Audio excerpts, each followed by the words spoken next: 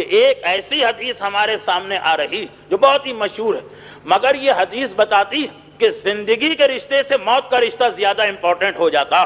ایک آدمی جب تک کہ زندہ آپ کے سامنے آ رہا، دعا سلام ہو رہی، خط و کتابت ہو رہی، ٹیلی فون پہ بات چیت ہو رہی، اس وقت اس سے رشتہ قائم کرنا جتنا امپورٹنٹ ہے، اس سے زیادہ امپورٹنٹ ہو جاتا ہے مرنے کے بعد۔ ایک ایسی حدیث ہمارے سامنے آ رہی جب معصوم امام یہ فرما رہے ہیں کہ کتنی ہی اولادیں ایسی ہوتی ہیں کہ جو زندگی میں والدین کی خدمت گزار ہوتی ہیں، مرنے کے بعد عاق ہو جاتی ہیں، اور کتنی ہی اولاد ایسی ہے جو زندگی میں عاق ہوتی ہے اور مرنے کے بعد والد کے اور والدہ کے فرما برداروں میں ان کا نام لکھا جاتا ہے۔ مولا یہ کیسے ممکن ہے؟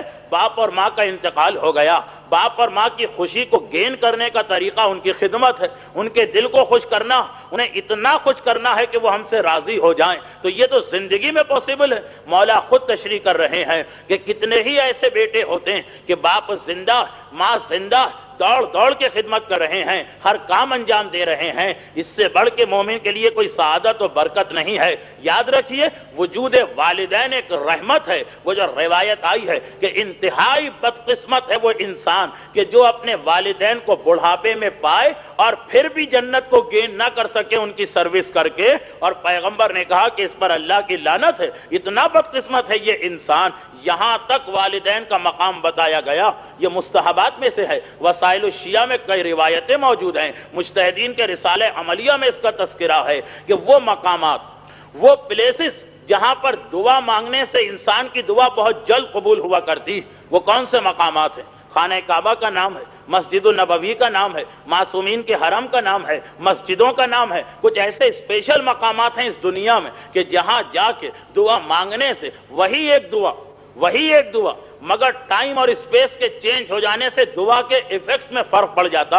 ایک دعا عام رات میں مانگی جائے، ایک دعا شب جمعہ مانگی جائے، ایک دعا ایک آرڈنری نائٹ میں مانگی جائے، ایک دعا شب قدر میں مانگی جائے، ٹائم چینج ہو گیا دعا میں فرق پڑ جائے گا۔ اسی طرح سے وہ اسپیس یا پلیس کے چینج ہونے سے دعا میں فرق پڑتا ہے۔ تو وہ مقامات جہاں پہ دعا انتہائی جلدی قبول ہوا کرتی ہے، جہاں کی دعا بہت کم رد ہوتی ہے، ان میں سے ایک مقام ہے والدین کی قبر، کہ اگر کوئی آدمی انتہائی پرابلم میں ہے، پریشانی میں ہے، دعا اس کو ایسی مانگنا ہے کہ اس کا پورا ہونا مست ہو رہا ہے اس کے لیے، تو روایتوں میں اس کا بھی تذکرہ آیا کہ یا نجف میں جا کے علی کی قبر پہ دعا مانگو، یا قبرستان میں جا کے اپنے باپ یا اپنی ماں کی قبر پہ دعا مانگو۔ خالی ماں اور باپ کی قبر وہ مومن کی دعا کے لیے اتنی مبارک و بابرکت ہے، تو والدین کا وجود کتنی بڑی نعمت ہے ایک مومن کے لیے۔ اب روایتوں میں معصوم فرما رہے ہیں کتنے ہی ایسے بیٹے ہوتے ہیں، کتنی ہی ایسی بیٹیاں ہوتی ہیں کہ والدین زندہ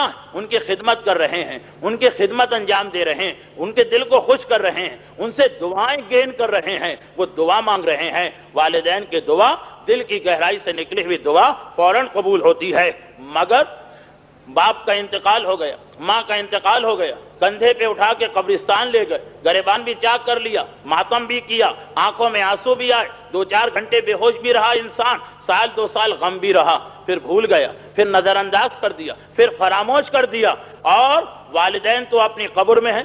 والدین قبر میں مردہ تو نہیں ہیں، وہ تو زندہ ہیں۔ کچھ عرصہ گزرا، والدین نے ایک حقیقت کو، ایک فیکٹ کو ریئلائز کیا، یہ کیا ماجرا ہے؟ ہمارے پڑوس میں ایک مردہ ہے، بڑی پریشانی میں تھا، آج تو بہت آرام سے ہے۔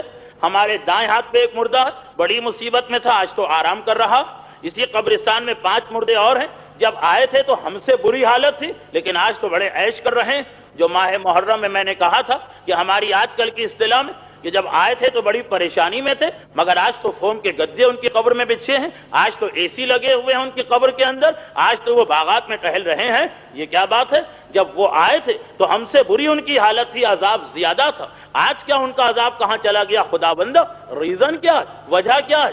کیا وجہ بتائی گئی؟ حدیث تو بہت مشہور، وجہ یہی تو بتائی گئی کہ سنو، یہ لوگ بڑے گناہگار تھے، مگر ان کی اولاد نے ان کے گناہوں کی مغفرت کروائی، نمازیں پڑھوا دی، روزے رکھوا دیے، صدقہ کیا، خیرات کیا، خمس ادا کروایا، حج کروایا، جن جن کے اوپر ظلم کیا تھا ان سے معافی مانگی۔ جیسے جیسے اولاد ان والدین کی خدمت کرتی گئی ویسے ویسے ان کا عذاب معاف ہوتا گیا۔ تمہارا بیٹا وہ آرام سے اپنے اسی کمرے میں پڑا سو رہا ہوگا، اس نے تمہارے لیے کچھ نہیں کیا ہے، اس نے تمہیں ایک مرتبہ بھی یاد نہیں کیا ہے، ہو سکتا ہے کبھی یاد بھی کیا ہو، سال میں 2-4 مرتبہ یاد کر لیا، اس کے اعتبار سے 1 کلو آدھا کلو چند گرام عذاب کم ہو گیا، جتنا اس نے یاد کیا اتنے عذاب میں کمی آئی۔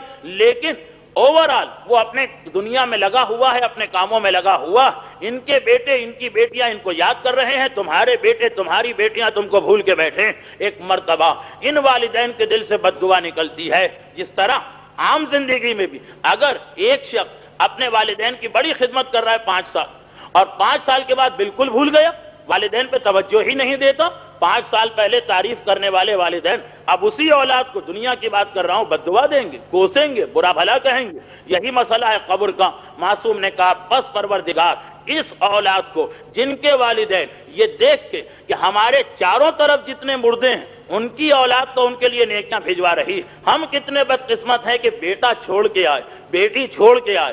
کوئی بے اولاد ہو تو شاید اسے اتنا غم نہ ہو، اولاد چھوڑ کے آئے اور اس نے اتنے جلدی ہم کو بھلا دیا۔ پروردگارا ہم اپنے بیٹے سے ناراض ہیں، ہم اپنی بیٹی سے ناراض ہیں۔ خدا نے لکھ دیا کہ ان کا نام آخ کی فہرست میں لکھو۔ کون؟ جب والدین کا انتقال ہوا تو ان کا نام والدین کے فرما برداروں میں تھا، اور اسی طرح اس کا وائس ورثہ ہوتا ہے کہ ایک بیٹا اور بیٹی ایسی کہ زندگی میں جب تک والدین زندہ تھے زیادہ اٹینشن نہیں دی، والدین کا انتقال ہوا تب ان کو ریالائز ہوا ہم نے کتنی بڑی نعمت کو کھو دیا، ہم نے کتنا بڑا اپنا لاس کیا ہے، ہائے اب وہ تڑپے جا رہے ہیں، ہم نے زندگی میں قدر نہ کی، اب کیا کریں۔